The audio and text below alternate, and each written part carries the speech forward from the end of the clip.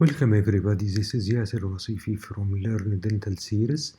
In this episode we will continue our discussion about diagnosis and treatment planning in operative dentistry. Let me declare that I don't receive fees, compensation or royalties from the sales of any of the products shown or discussed, and this presentation has not been sponsored by any company, agency or organization and is only prepared for educational purposes. This presentation is copyright protected and could not be transmitted by any means unless you have a prior permission from the author. Still, we are discussing how to properly diagnose dental caries by different techniques and by different detection tools. In our first part of this topic, we discussed patient assessment and information gathering in terms of demographic data, chief complaint, medical history, and dental history. Then we go forward for the clinical examination. Still up till now, we are trying to finish examination and detection of dental caries. We discussed all traditional techniques, including visual examination, tactile examination, radiographic examination, and what are the advancements in each of these techniques to get proper detection of our caries lesion.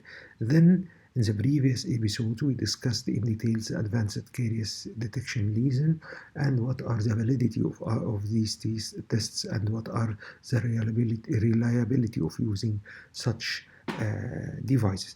Today we will discuss, to complete the picture of detection of dental caries, we will discuss caries risk assessment. As we discussed before, it is not only detection of caries lesion, but diagnosis means that you are detecting the presence or absence of caries lesion and what are the factors responsible for creation and development of such a lesion, because our role is not only treating the existing lesion, but only we should guarantee the successful prognosis of our restorative management, as well as prevention of formation of another caries lesion. That's why we should collect data about all the environment and the circumstances related to this caries lesion. What are the factors that resulting in inducing this lesion, why it is a chronic, why it is acute, why it is active, why it is inactive, and how to manage it properly. Okay, so that's why we are discussing now caries risk assessment, because before we will go for the discussion of what are the caries risk assessment and how we could perform it, let us start with the caries risk factors. Caries risk assessment is an important part of overall the process of patient care, as we discuss. So you must gather all the appropriate data from examination, okay, and from interviewing the patient, okay, for caries detection to formulate an overview of your risk factor related to this patient and how to identify the causative factors, okay. In general, according to International Caries Classification and Management System, okay, caries risk factors are classified into two groups: patient-level caries risk factors and intraoral level caries risk factors. Patient level, okay, you are detecting data related to the person himself, including his attitude, including his previous experience, okay, in all the healthcare services. But intraoral, it is related only to your cavity and to the situation and relations of teeth to other environmental factors intraorally. Let us start with patient level caries risk factor. The most risky factor, or the most aggressive risk factor, is radiation. A patient recording or reporting that he received head and neck radiation. This affects many major salivary glands and affects their secretion, affecting the oral flora, affecting the general health of your patient. That's why once your patient reported that he received head and neck radiation, then he is classified automatically as a high risk patient, okay, regarding your caries, high caries risk patient. Then coming dry mouth conditions, okay, either related to local condition related to medication, related to recreational drug, or self-reported, okay, by the patient, okay. Inadequate oral hygiene practice. The patient didn't mention that he practicing or performing any prophylactic oral hygiene measures, including flossing, including brushing, okay, infrequent brushing, okay, and so on, okay. Deficient exposure to topical fluoride. Your patient is not exposed to topical fluoride, and at the same time, he already consumed a high frequency amount of sugary drinks and snack, okay. And when you ask him about his chief complaint and his past dental history, okay, he will mention that he's coming to your dental clinic whenever he having a great problem that he could not solve by himself. Then this is called symptomatic driven dental attendance. Okay, if you remember when we asked about the dental history, okay, in the first episode, we said that one of its important, it describes the degree of interest of your patient, okay, and the culture, medical culture and dental culture he have, the dental knowledge he have about the importance of early diagnosis, okay. Socioeconomic status also plays a major role, as low economic status acting as a health access barrier. Okay, that's why your patient may postpone the treatment, maybe become a symptomatic driven dental attendance because of his socioeconomic status. For children, high cares experience of mother or caregivers, okay, will reflect the attitude of the family, will reflect the degree of interest of mother or caregiver to preserve his teeth. Okay. Then coming for our clinical examination to go for intraoral level of caries risk factors. Number one, hyposalivation is a gross indicator for dry mouth, and the BOFA index is also an indicator whenever the patient has hyposalivation, okay, and whenever the patient BOFA index is high, okay, as we discussed before, which related to exposed bulb ulceration, fistula, abscess, all of these are dental sepsis related to untreated caries lesion as a sequela of untreated caries lesion. When both of them are high, then the patient also is automatically considered as a high caries risk patient. Then we have now three major factors that classify your patient without any details, or without going for much more details, classifying your patient as a high caries risk patient. Number one, at the patient level, patients receiving head and neck radiation. Number two, at the intraoral level, patient reporting hyposalivation or patient with high BOFA index, okay. Then the caries experience and active lesions, okay, also indicates either the patient is high caries risk or low caries risk according to the number of caries experiences and the number of active lesions you will find. Then coming the presence of thick plaque, evidence of sticky biofilm in plaque that reflects the degree of oral hygiene measurements the patient follow. Sometimes your patient, when you ask him directly about his oral hygiene measures, he already reported that he is brushing his teeth, okay, but he didn't know. Actually, he's not telling a lie.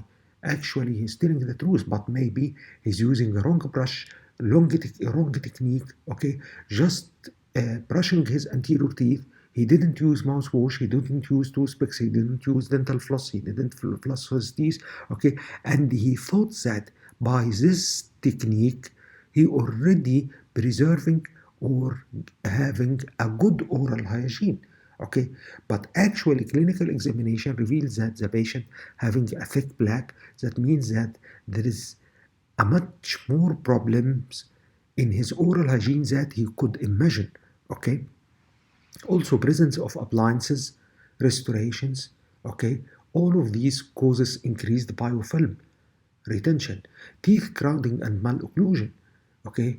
That's why comes the importance of orthodontics, not only aesthetic but also it is a mean of recreating a good relation between teeth and each other, okay.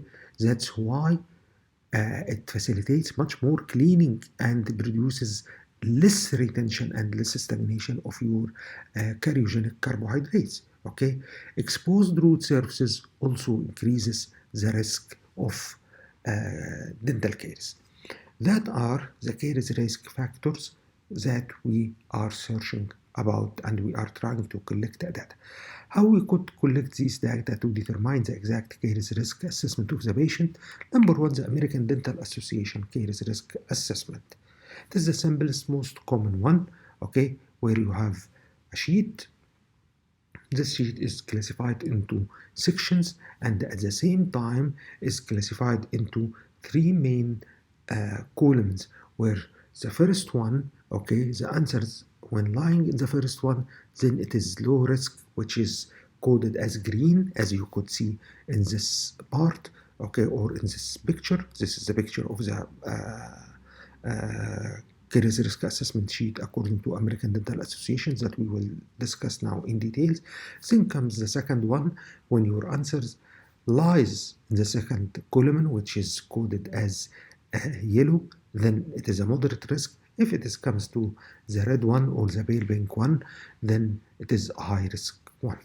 Then let us discuss the first section, and this section including the patient general data: patient name, birth date, age, date of assessment, and initials. Okay, this is a routine data, demographic data you have collected from all your patients. Then comes our caries risk assessment. The first part, okay, is related to contributing conditions, which is fluoride exposure, frequency and amount of sugary foods or drinks, including juice, carbonated beverages, non-carbonated soft drinks, caries experience of mother or caregiver, okay, for those whose age is between 6 to 14 years old, and dental home care, okay, recorded by the patient, okay, and advised by dental office. And you have the patient answer about this, yes or no, frequent or not frequent, okay, no caries lesion in the last 24 months, and as you going, and those are the three columns in which you are classifying the answer, which is beneath or under the low risk category or moderate risk or high risk category. Then comes the second part, okay, which describes the general health conditions. Okay, remember that all of these cases are related to patient level factors up till now. We are not introduced yet to clinical examination and to the intraoral factors. This group includes general health, special health care needs, okay, either developmental, mental disabilities, okay, that affects the health care, okay, how could your patient perform his health care, okay, especially oral hygiene measures, chemo or radiotherapy, okay, as you could notice from chemo or radiotherapy, the answer is no or yes, low risk or high risk. You don't have in between, because as we mentioned before, patient receiving head and neck radiation is automatically classified as high risk. Okay, then eating disorders, has eating disorder no or yes. Okay, it is not classified as a high risk, but it ranged between low and moderate. Medications that reduce salivary flow, okay, drugs or alcohol abuse, okay, this is all of these factors up to now related to the patient level risk factors. Then comes the final clinical conditions, which are related to the intraoral level factors, okay, including cavitated or non-cavitated lesions, carious lesions or restorations, what are the number of them within the last 36 months, okay, at least having no carious lesion or having one or two or having three or more, teeth missing due to caries in the past 3 years, okay, visible plaque, okay, unusual tooth morphology that motivates or that favor accumulation and food stagnation, exposed root surfaces, restorations with overhangs or open margins or open contact, dental appliances, especially orthodontics, severe or dry mouth, xerostomia. And then coming the last part, which is the overall assessment of the case, either low, moderate, or high. It's very simple. As long as all your answer in the green column, okay, then it is low. If one answer is shifted to the right one, which is yellow one, to the moderate, then it is classified as moderate, okay. If the patient having even just one answer in the high risk column, then he is classified as high risk patient. And in this chart, you could record your instructions, what instructions you are advising the patient according to what is missing, what is the worst condition, okay? If the patient recording that he is not receiving fluoride and he is classified as a high risk, at the same time the patient having crowded teeth, okay, or the patient having orthodontic appliance. Let us say he has an orthodontic problems, then your advice will be refer the patient to orthodontist and advised him or arranging a fluoride therapy program for him. It differs according to what are the answers and what are the data you collect. Then comes another much more complicated. At the same time, it is much more accurate, but it is not easily applied and needs a lot of training, okay, Caries risk assessment tool, which is CAMBRA, okay. What is CAMBRA? CAMBRA is the acronym of Caries management by risk assessment. Then it helps you from its name to design a Caries management protocol, okay. Not only defining the risk of caries of this patient, but also it helps you to design a caries management protocol, okay. That's why it describes preventive form of dentistry in which patients are categorized by their relative risk for developing dental caries based on risk factors including diet, oral hygiene, fluoride regimen, and past oral dental history, okay. CAMBRA is a system which is developed as evidence-based approach to prevention, reversal, and the treatment of the patient with dental caries. That's why I said that, or I mentioned that it is sometimes difficult to undergraduate because we will need extra examinations, extra lab investigations for the patient to define exactly what is the needed preventive protocol, okay? The emphasis is on the whole disease process and employs the Caries balance method, taking into account all factors contributing to the development of dental caries, which is the attacking factor, and all factors that has shown to be protective for dental caries. Then you are evaluating what are the attacking factors and what are the defensive factor, and you are balancing the case in between, okay, to shift it from attacking factor to defensive factor. Then you have a disease indicators, which is the major factors that produces the caries, okay, or indicating already that there is a caries, okay, and the other risk factors which warning a worst condition of being active caries lesion, and the protective factors, okay, which are no caries. In this schematic diagram, we're just trying to balance between disease indicator and the protective factors. What are disease indicators? Presence of white spot lesions, restorations more than 3 years, enamel lesions, cavities, indentine. Risk factors is bad bacteria. We are trying to modify the oral flora to shift this bad bacteria to be protective rather than risk. Absence of saliva, this means that dehydration or hyposalivation, how we could manage it to get it in reversal back to be normal. Dietary habits, poor dietary habits in the form of consumption of sticky carbohydrates and sugary diets, okay? Then coming protective factors including saliva and sealant, antibacterials, fluoride, effective diets, and there is abbreviations, as you know, okay, from the highlighted letter or character of each word to ease the idea to be understood. Okay, what are the data of Canberra? As we discussed here, all the data of Canberra, including four major domains. The first one is the Caries disease indicators. The second one, the Caries risk factors. Then comes Caries protective factors, and finally, clinical examination. Okay. Caries disease indicators, including socioeconomic status, as we discussed early in this episode, that the socioeconomic may be a healthcare barrier, okay, for this patient. Okay, developmental problem, if the patient have any developmental or disabilities that limit his ability to perform proper prophylactic oral hygiene measures, okay, or presence of lesion or restorations placed within previous 3 years.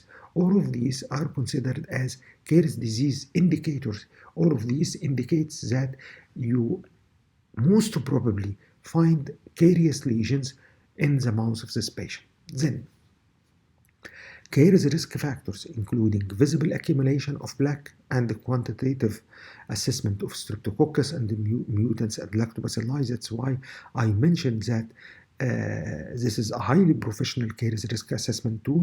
Okay, it is not suitable for undergraduate student. Okay, because it needs a lab investigation about assessment of streptococcus mutants and lactobacilli. What are the bacterial count, lactobacillus count, streptococcus mutants count, and so on.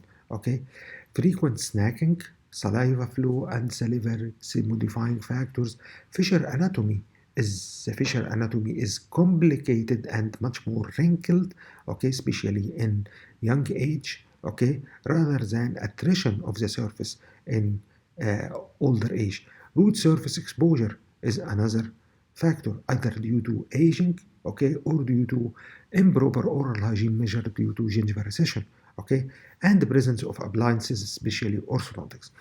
Then coming domain C, which is Caries protective factors. Ask about systemic and topical fluoride sources for the patient, okay, adequate saliva flow, okay, xylitol in diet, calcium and phosphate based or chlorhexidine based mouthwashes or pastes. Okay, finally, clinical examination, okay, including presence of white spots, how many white spots, decalcification, restorations, okay, plaque deposits. All of these could assign your patient to low, moderate, or high risk, and sometimes extreme risk.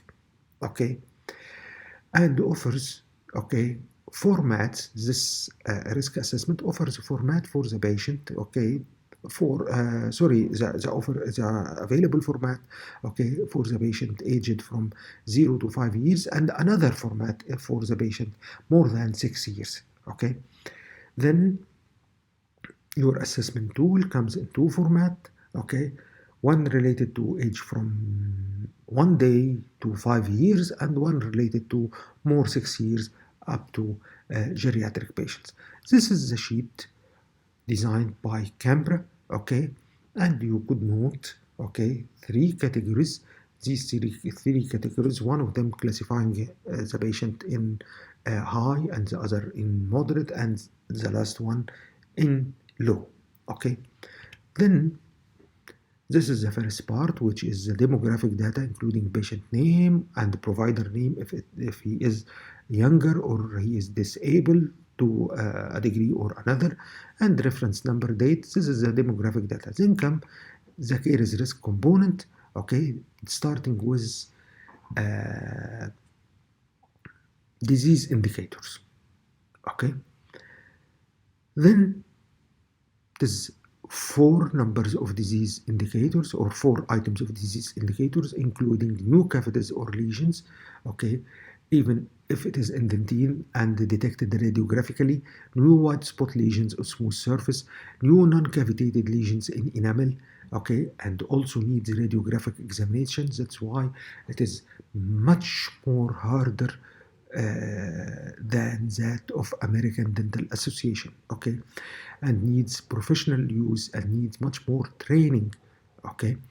Existing restorations in the last 3 years for new patient, or at least the last year if the patient you have a full record about him.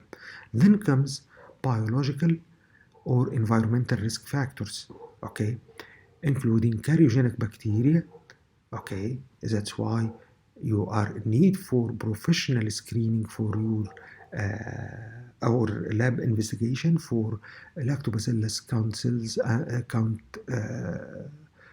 and streptomutans count, okay.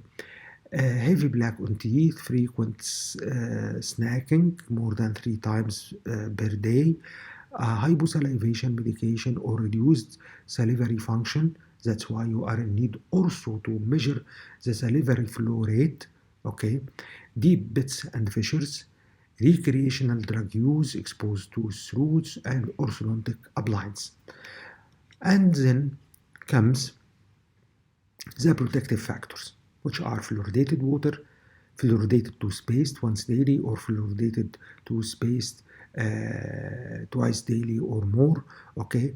5,000 parts per million fluoride toothpaste, fluoride varnish in the last 5 months, sodium fluoride mouth rinse daily, chloroxidine gluconate mouth rinse daily or 7 days per month, and normal salivary function. And finally, you count the number in column 1, column 2, column 3, and classify your patient for extreme high risk or high risk, moderate or low, okay. If your answers are in column 1, all of them are in column 1, you should count how many answer here and how many answer here and how many answer here. Then this indicates high or extreme risk. If your yeses are within column 2 and 3, it is considered as Caries balance, and if it is 3, then you are a low risk. Then comes, okay, I will explain in few seconds how much is your yeses and how to differentiate between extreme high risk and high risk, okay. When you would like to analyze the Canberra result, add up the number of yeses checks for each column, okay, and count the total number, okay, of each of your indicators, okay, and subtract them, okay, from the protective factors, and you will visualize what is the number, is it positive or negative, what are your score, and how you count it, okay. Then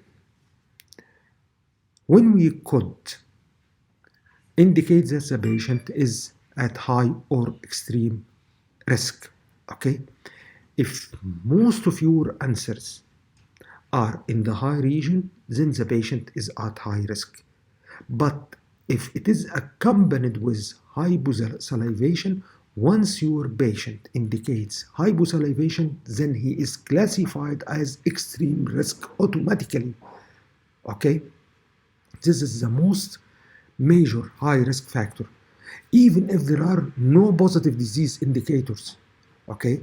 But there is hyposalivation, your patient is still considered or indicating definitely a high risk caries, okay. Low risk, if there are no disease indicator, very few or no risk factors and the protective factors prevail, that the patient is at low risk. Usually this is obvious from all the clinical examination and the protective factors. Moderate risk means that the patient is not obviously at high or extreme risk and there is doubt about low, and then the patient should be allocated to moderate risk and followed up carefully.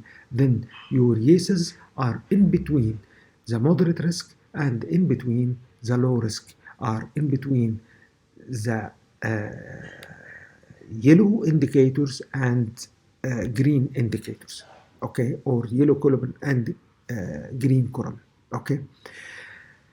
As an example would be a patient who had a root canals as a result of caries for 4 years ago.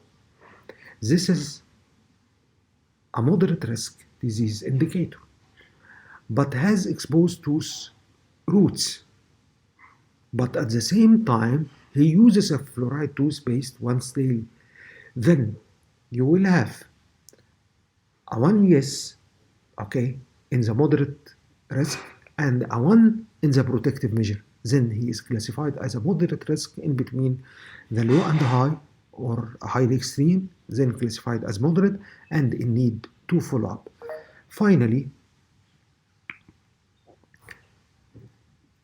those are the textbooks and articles that I used in this in preparing this presentation, especially the manual of Canberra, which is available for free online.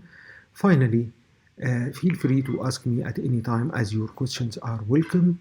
You could ask me any inquiry by commenting to this video, and I will reply as soon as possible, or by contacting me from this contact info.